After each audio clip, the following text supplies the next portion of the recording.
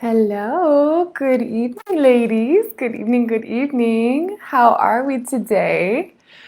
I just have been heads down, just recording and filming. It's been so much fun. I feel like I'm just like a one-woman show. Like I'm doing the filming, I'm doing the content, I'm doing the editing, I'm doing the writing, I'm doing all the things. It's so fun. It's so fun to be in these creative modes, and especially because the weather is getting all cozy and wintry and nice and rainy. It's been making it really nice to be inside. But I wanted to pop on for today's live stream because I want to give a massive shout out to one of my clients. Her name is Joanna. She is living in Puerto Rico, and she messaged me today because she's been going through my Relax into Love Master course and has been absolutely just crushing it as she's going through all the materials. And she's been just sharing with me all the insights and all the things she's learning. And I wanted to share with you a little bit about what she has been experiencing so that you guys can really learn from that as well. And I'm just so thrilled. I'm so thrilled to see her be able to step into this place of recognizing, you know what? It's time for me to take relationships into my own hands, right? It's time for me to start actually learning what it takes to be in a healthy relationship. Because for a lot of us, and a lot of women that I talk to, and myself included in the past, like I just kind of assumed that I would figure things out with relationships, right? Like you don't ever think to go and study relationships or relationship materials or how to be in a good relationship because it's just like, well, I'll just go and meet a guy and I'll just date him and, we'll just like hope that it works out. But this is why we have so many struggling relationships in this world and such a high divorce rate, is because we never actually take the time to be intentional about learning how to actually be in a healthy relationship. And for any of you who have not yet taken my Relax into Love Healthy Foundational training, my free live workshop. This is something that I run every few weeks to really teach the basics of the healthy foundations of what it means to be in a relationship so that you can make sure that you're not falling into the critical mistakes that a lot of women make in relationships. And for all of you guys jumping on, feel free to message, say hi, write a comment, say hello. I'd love to make this interactive as always. But I want to read Joanna's message and let's really kind of like pick it apart a little bit in a good way and really help to show you how to make sure that you're not falling into the same traps as Joanna used to. And thank you, Joanna, for allowing me to really use this as a teaching mode and method and to be able to highlight you in this moment. So when Joanna came to me, she was in the middle of a relationship that wasn't going so well, and she knew that she deserved better. And I know that this is a common feeling for so many women where we get ourselves into relationships and then we realize, like, wait a second, this guy's not showing up the way I want. He's really not being that chivalrous king that I know I deserve, right? And what happens is either one or two things. Either we start to dim ourselves and start to let go of parts of ourselves that would make the man feel inferior, right? If we're really ambitious and driven, but he's really not, then maybe we will kind of like hold back on telling him about things about our life, so that we don't seem like we're a little over too much. Or let's say there are things about, he doesn't call all the time. He doesn't make plans all the time. He's very wishy-washy, instead of actually communicating your needs. You just kind of let that be okay and just kind of hope that you don't want to rock the boat, right? There's so many ways where we can really be sacrificing our power and dimming our shine for relationships without even realizing it. And it becomes a very slippery slope, like I was talking about last time.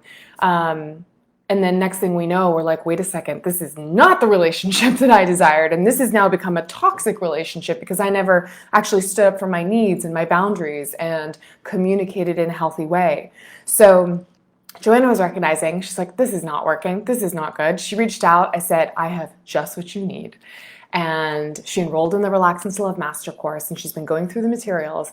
And just today, she messages me and she says, oh my God, Teal, I did what you told me. I've been pulling back and doing me. I didn't call the guy for 2 weeks, and I just focused on him with the energy of myself. Last night, out of the blue, he called and he said he was sad because I hadn't reached out. I don't want to talk about this because this is really, really important.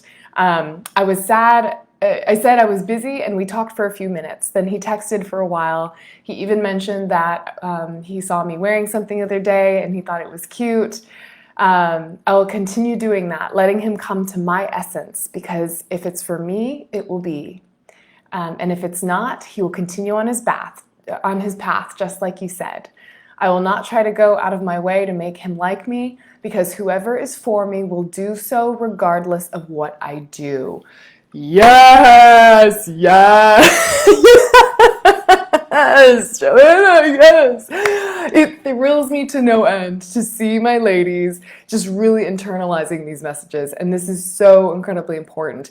Big things I want to highlight here in this is this idea of leaning back versus reaching forward. So often when things aren't going the way that we want in relationships, we want to go after it, right? It's like anything else in our life. If it's not working, we go after it. We're like, okay, let's fix this. Let's make this better, right? But relationships are one of those places where this is not the best way to approach it.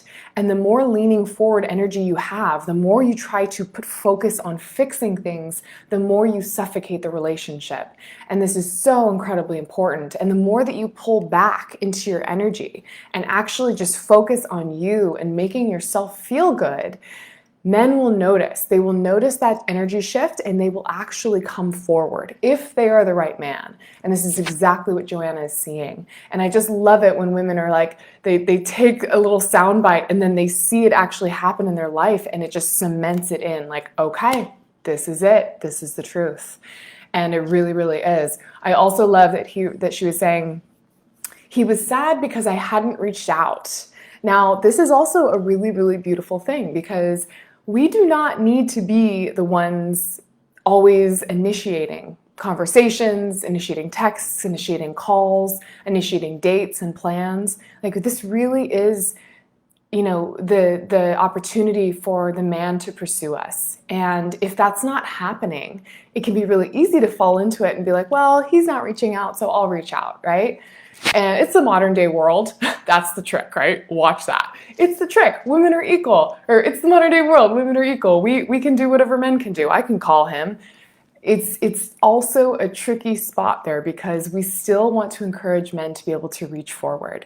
And we still want men to be the ones that are feeling like they get to be the chasers. Because even though I know all the feminist stuff out there, men still really love to be in that gender role of being able to be the provider, be the caretaker, be the one initiating. And so we need to we need to give them that opportunity to initiate. So if you're always the one calling and texting and reaching out and initiating, then they don't really have to do anything. You're making their job too easy. And hi, Jack Manami and Amanda, good to see you guys on here. Comment on if any of this is resonating for you, if you have any questions about this.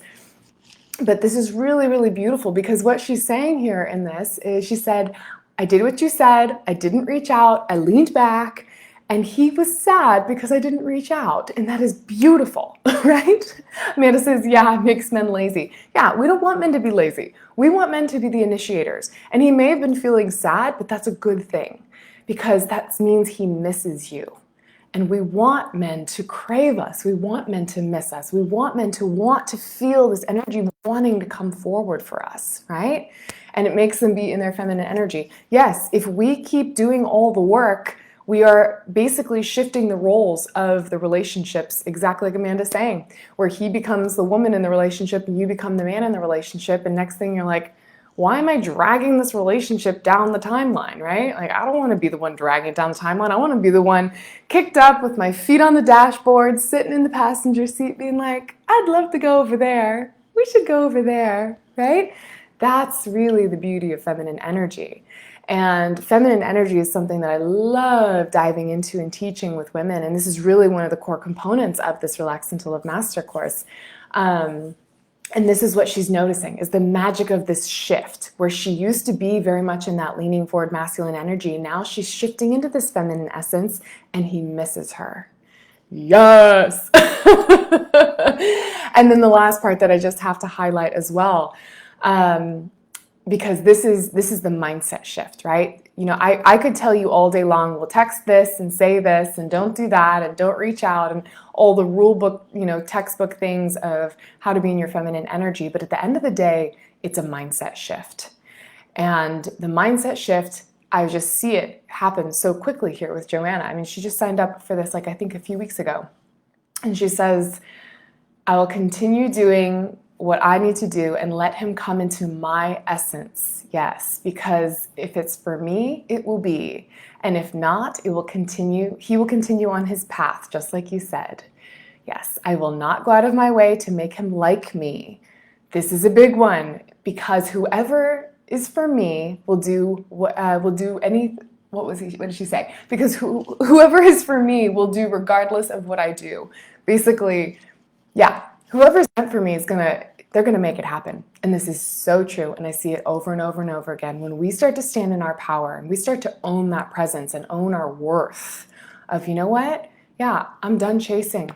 I'm done chasing, I'm done settling, I'm done dimming my shine. I am here because I truly believe that the right kind of man is gonna pick up on that energy, and he's gonna come toward me, and he's gonna do whatever he can to catch me and to keep me, right? And it's amazing that just how that little belief can make a massive shift and a massive difference in actually how men receive you, right? Just imagine that, this little mindset shift, coming into a relationship from the mindset of, I hope he likes me. I hope I'm good enough. I hope this works. I hope he's not a douchebag, right? I hope that, I'm worried he's gonna leave. I'm worried he's gonna cheat. I'm worried he's seeing other people, right? Versus, I am such a prize. I am such a queen. I know that I deserve my king. I deserve the best kind of man out there that really is going to be able to be emotionally responsible, financially responsible, who is going to, not run away when things get hard. That's the kind of man that I'm moving toward. And I know that I'm not going to stop, and I'm not going to settle for anything less than that. That kind of energy is just such a more magnetic, alluring, just juicy, yummy, kind of relationship essence, right? Versus this other kind of insecurity essence. And I highlight these because they are both very prevalent, and it's really easy to, even if you know this, and you're like, I know that's how I'm meant to be, but it's really easy to fall back into the insecurities, right? To slip back into the old ways of being. But when we can really lock into this mindset every single time before we go and hang out with our guy or go out on a new date, it's going to just drastically shift the way that you're being received. You don't even have to say anything different. You don't have to do anything different. You just exude a different kind of essence and presence.